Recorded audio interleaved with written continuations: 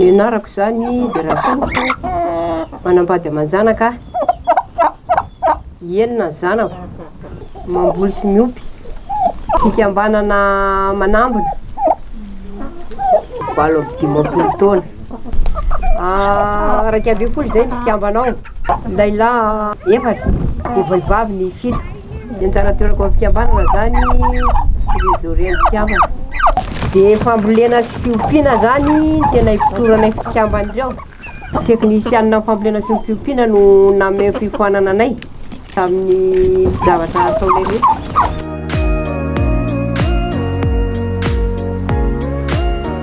Zavatra voleko ao anatin'ny taona: karoty de frezy de poivron tsaramaso, de ny ovy ny tsefatsefany fa ny ovy kely fa tsy de betsaka, mangazo, manga, de vary koa kelikely ihany tavolena fa tsy de betsaka. Manao fifandimbiasam-boly, ohatra zao hoe poivron no atao eto zao amin'ity volana ity, de vadika amin'ny volana janvier any io de karoty. Tambary zany raha vao tonga volana août de ambolena tsaramaso aloha, de afaka ny tsaramaso de vary.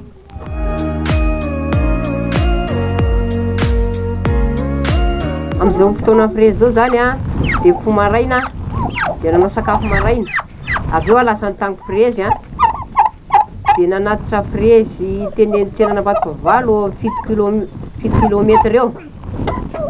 Ny frezy nateriko alefa makany Fianarantsoa mbola tsy mahazo vola eo fa afaka raha pitsy na raha afaka pitsy vao tonga voly. De avy eny an-tsena zany de mitondra sakafona akoho na vorotsi-loza nety teo, de tonga de fa mamana andreo de vita zay de mahandro sakafo atoandro de avy eo makany an-tsandray.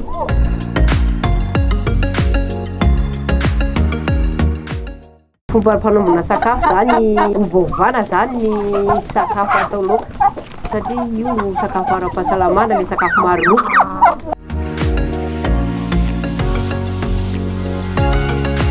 Fa fotoana ririnina zay de atody akoho no amidinay.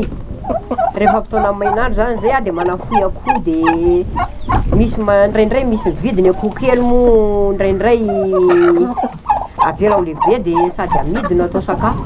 Ny fambolena sy fiompiana zao no ataoko de rehefa mba mitombo zany reo de afaka mividy zavatra vavetivety. Fa ny vorotsi-loza mampiditra vola ho anay.